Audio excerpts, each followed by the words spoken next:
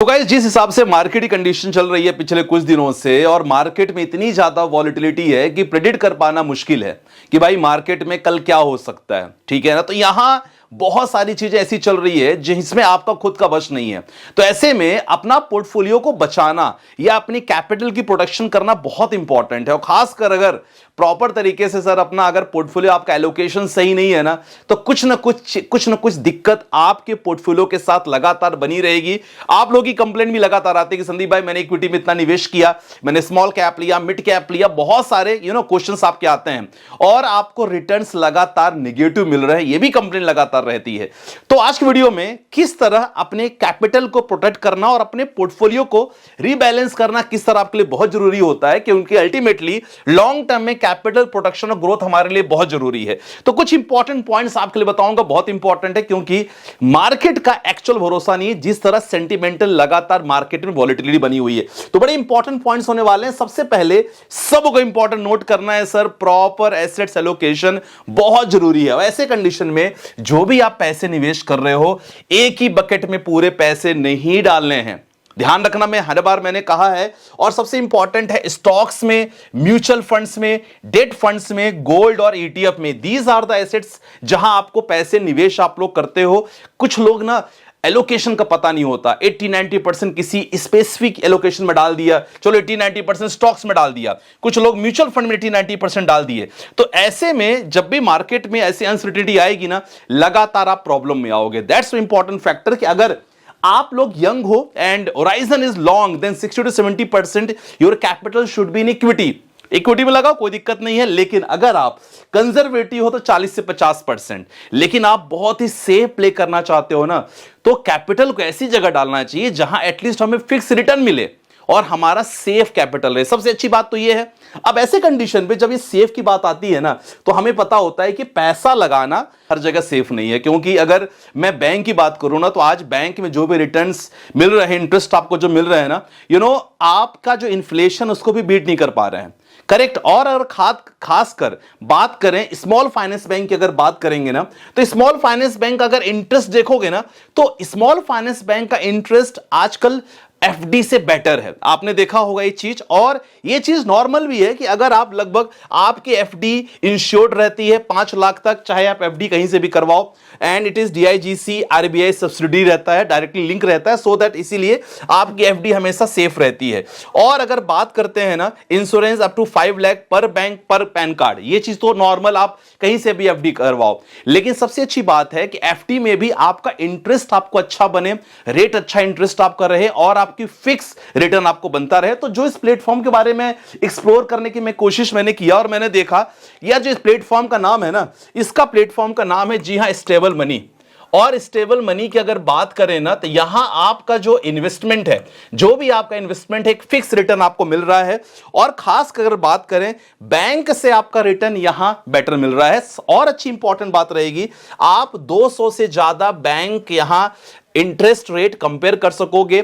आप एफडी जितने भी अलग अलग बैंक के, आप आराम से यहां प्लेटफॉर्म पे फैसिलिटी रहती है कि सबके इंटरेस्ट रेट आप कंपेयर कर सकोगे। अच्छी बात यह है अप टू, और इंटरेस्ट लगभग कितना मिलता है, लगभग अप टू 8% तक इंटरेस्ट यहां मिलता है। और भी कुछ खासियत हैं जो आपको जानना बहुत जरूरी है। अगर आप स्टेबल मनी के साथ डायरेक्टली इन्वेस्टमेंट कर रहे हो, तो जरूरी नहीं कि आपको यहां अकाउंट ओपन करने की रिक्वायरमेंट नहीं है। No need to open the saving account. और सबसे अच्छी बात है कि आप एफडी यहां मल्टीपल बैंक्स में अपनी एफडी बुक कर सकते हो। और डायरेक्टली आपका स्टेबल मनी की बात करें तो बैंक से कनेक्ट रहता है, सो आपका पैसा ना बैंक में ही जाता है। काफी लोगों को लगता हो कि कहीं स्टेबल मनी पे जाता, नहीं, आपका पैसा डायरेक्टली बैंक में जाता है। You can track out your FD interest also, कि भाई मेरा एफडी का क्या करंट इंटरेस्ट चल रहा है, क्या मुझे मिल रहा है, लगातार आप ट्रैक कर सकोगे। और सबसे अच्छी बात है कि इंस्टेंट विड्रॉल, जब भी आपको विड्रॉ करना हो इंस्टेंट विड्रॉ कर सकते हो। लेकिन ये कुछ फैसिलिटी कुछ ही बैंक्स में रहती है।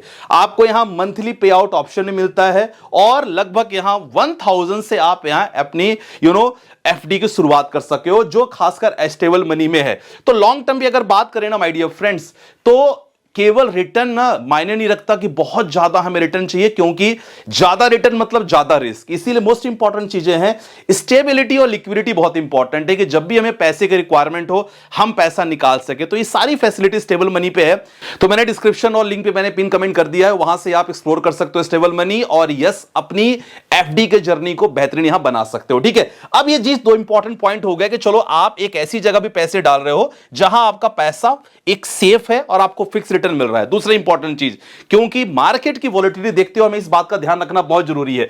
तीसरा इंपॉर्टेंट है, काफी लोग एसआईपी कंटिन्यू के बारे में बोलते हैं कि भाई एसआईपी कंटिन्यू करूं ना करूं, इसमें बहुत बहुत अभी भी डाउट रहता है। जो मैं आप लोग को हमेशा बता रखा हूं कि भाई एसआईपी को आपको कंटिन्यू ही रखना है, आपको एसआईपी कभी स्टॉप नहीं करना है। काफी लोग फंड के परफॉर्मेंस को देखा, अच्छे फंड हैं लेकिन अचानक से एग्जांपल भी बहुत सारे आपने पता होगा कि फंड अच्छे हैं, परफॉर्मेंस अच्छा दिया है, अचानक पिछले 6 महीने का फंड का परफॉर्मेंस अच्छा नहीं था, 1 साल का परफॉर्मेंस अच्छा नहीं था, आपने क्या किया, आपने फंड को स्विच कर दिया बिना पूछे। तो सर ऐसा नहीं करना है। फंड का रिटर्न्स कम से कम 5 साल का रिटर्न्स आपको फंड्स का देखना बहुत जरूरी है, क्योंकि जब ये देखोगे ना तब आपको क्लियर पिक्चर समझ में आएगी कि फंड में एक्चुअल एबिलिटी क्या है, फंड मैनेजर आपके पैसे को कहां लगा रहे हैं। तो आप इस चीज का डिसीजन डायरेक्टली मत लिया करो। You should advise your finance registered finance adviser से आपको कुछ एडवाइस लेनी चाहिए, और एसआईपी कैसे बंद नहीं करना चाहिए। और सबसे इंपॉर्टेंट है, आजकल लोग ना, जब ही रिसेंट मामला आया ना मेटल सेक्टर को लेके, सब लोग बस मेटल सेक्टर में पैसे लगा रहे हैं।